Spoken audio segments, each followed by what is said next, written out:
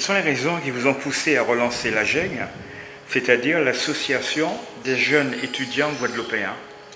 Alors, ce n'est pas une relance. La GEG, AGEG, dont je suis président aujourd'hui, c'est l'Association des jeunes de Guadeloupe, n'est pas la même chose que la GEG, AGEG, l'Association générale des étudiants guadeloupéens, qui était présente entre les années 50 et 80 notamment. On parle sur le même campus d'organisation où on parle de l'accompagnement de primo-arrivants à son installation, etc., toutes les démarches qui vont derrière, et l'apport culturel. Mais idéologiquement parlant, il y a une grande différence qui naît à partir du moment où la GEG, AGEG a pris une tournure plus nationaliste et indépendantiste. Or aujourd'hui, c'est une nouvelle jeunesse qui se veut être ouverte sur le monde et non plus avec un regard centré Guadeloupe, mais avec un regard centré sur le monde. Et là, c'est l'objectif de cette AGEG que je préside. Quel est votre socle? Notre socle, ce sont des étudiants et des jeunes actifs, et des jeunes du manière générale, qui sont présents dans l'Hexagone, à l'international et en Guadeloupe, et qui ont cette volonté de pouvoir bâtir ce réseau avec nous, ce réseau de solidarité, où c'est un peu le principe de c'est en main qu'à la mélotte, où justement on peut s'entraider parce que j'ai connu une expérience et avec mon retour d'expérience, je peux apporter un plus à celui qui arrive derrière. Dans le cas pour le logement, j'ai rencontré une difficulté, je peux permettre à d'autres aujourd'hui de ne pas connaître cette difficulté. Vous voulez devenir la JOM, Jeunesse étudiante d'Outre-mer. Êtes-vous en bonne voie? Alors la JOM, c'est vrai que aujourd'hui, quand on parle de nos opérations qui sont un peu transversales ou à terme, on aurait l'impression qu'on devait se transformer en association de jeunes d'outre-mer ou des étudiants d'outre-mer. La GEG n'a pas cette vocation. La GEG a pour cette vocation d'exister. D'exister aux côtés d'associations qui remplissent le même objet avec les 11 dans les 10 autres territoires d'outre-mer qui sont présents. On a la ERP pour la Réunion, on va la publicité, la EPF, l'Association des étudiants de Polynésie française pour la Polynésie. Voilà, il y a d'autres mouvements chez la section jeunesse, chez la Fédération de Mayotte, où il y a une volonté de s'organiser. Maintenant, notre souhait, c'est de pouvoir travailler sur des projets concrets et précis, en partenariat, en collaboration. Mais de ne pas créer une sorte de monstre à plusieurs têtes où il y aurait dans un conseil d'administration plusieurs représentants de chaque département qui seraient choisis sur je ne sais quelle base. On préfère laisser cette liberté à chaque territoire d'outre-mer et de travailler ensemble, d'unir nos énergies pour travailler ensemble. Comment serais-je le bien placé pour pouvoir dire à une association de jeunes de Martinique ce qu'elle doit faire, ou à des jeunes de Martinique ce qu'ils doivent faire, simplement parce qu'on a décidé de le faire. En dehors du logement, quelles sont les grandes difficultés que rencontrent nos jeunes? Alors les grandes difficultés à dehors du logement sont l'insertion professionnelle, où très souvent nos jeunes, quand ils ont un cursus universitaire, généralement ne réclament pas de stage dans les 3 premières années. Il suffit qu'ils soient rentrés dans une démarche dans des écoles où là, il y a des stages nécessaires, où c'est parfois plus difficile pour eux. Bon, je sais pas, je n'ose pas mettre ça sous la cause du racisme ou autre, mais je veux dire qu'il y a des difficultés. Donc notre idée, c'est d'apprendre à nos jeunes à mieux se vendre. Et pour ça, on monte des partenariats. On travaille en collaboration avec une jeune association qui s'appelle Akelio.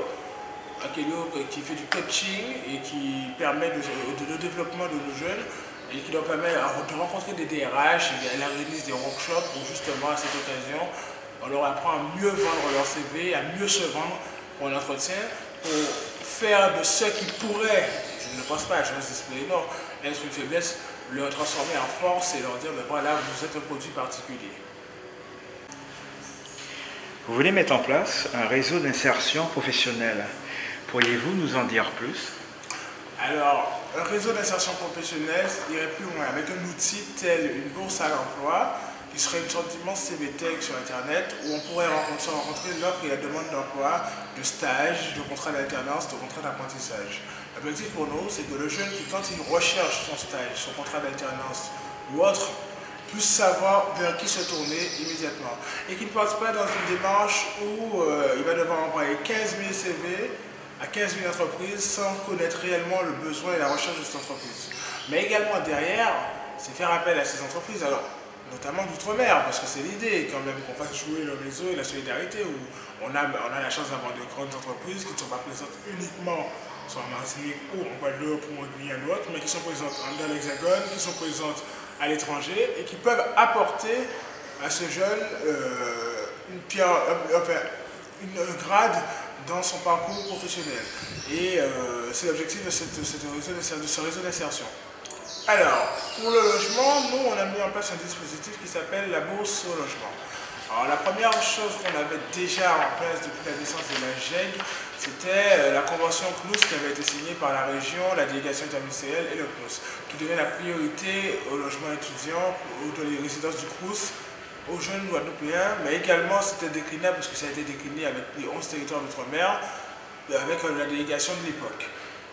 Aujourd'hui, on s'est rendu compte que cette convention a quand même atteint des limites. Donc du coup, il y a des jeunes qui restent quand même en dehors, qui est sur le carreau, sur le tapis. Donc nous, on a lancé en février dernier la bourse au logement. Et cette bourse au logement a eu comme effet de faire se rencontrer l'offre et la demande. Une bourse. Qu'est-ce que l'offre pour nous? Ce sont les privés, les particuliers qui derrière ont des logements en hexagone ou ont des logements sur place et qui souhaitent proposer à la location, qui au lieu de passer par une agence, permettent aux jeunes d'être directement en contact avec eux. Mais également, le plus, et qui fait la force de cette bourse au logement, qui a eu un grand succès quand même, c'est près de 92% des jeunes qui ont demandé un logement par nous, qui ont obtenu, ça représente plus de 400 personnes cette année, c'est faire signer des partenariats avec des différents organismes de logement des jeunes et de logement des étudiants. Donc pour ça, on a signé avec les étudiants, Arpège, Alfi, afin de permettre à nos jeunes d'avoir une sorte de priorité sur le logement. On se rend compte qu'aujourd'hui, il y a un partenaire qui finalement sont aussi, on continue comme on est parti depuis cette année, à la fin de l'année, d'ici l'année prochaine, son parc immobilier sera essentiellement composé d'antillais et d'ultramarins, et pourquoi pas, ça c'est pas plus mal. Vous avez comme ambition de vous ouvrir à l'international. Pourriez-vous nous développer? Alors s'ouvrir à l'international pour nous, à la GEG, ça va de soi, parce que ça part encore dans la démarche et la construction d'un réseau. Un réseau ne peut pas se faire uniquement en Guadeloupe, ne peut pas se faire uniquement à Paris ou en France. Pour nous, la démarche, c'est partout où il y a un Guadeloupéen, il doit pouvoir apporter son aide à un autre qui arriverait après lui. Ou, quand il est sur place, créer les conditions pour permettre à d'autres de venir, même s'il ne reste pas longtemps. On a vu, en Angleterre, on a eu un correspondant l'an dernier qui a fait que 6 mois là-bas, mais il est revenu au bout de 6 mois avec 3 conventions de partenariat pour le logement de nos jeunes, pour une école de langue, et ça nous permet aujourd'hui de pouvoir avoir une base là-bas. À New York, c'est en cours, au Japon et en Chine, c'est en cours. Voilà, vous voyez, cette idée, c'est de partout où il y a eu des jeunes qui sont des gens qui sont passés des Guadeloupéens, peuvent nous accompagner. Et c'est le souhait qu'on est en train de mettre en place pour aller plus loin avec les autres territoires outre-mer.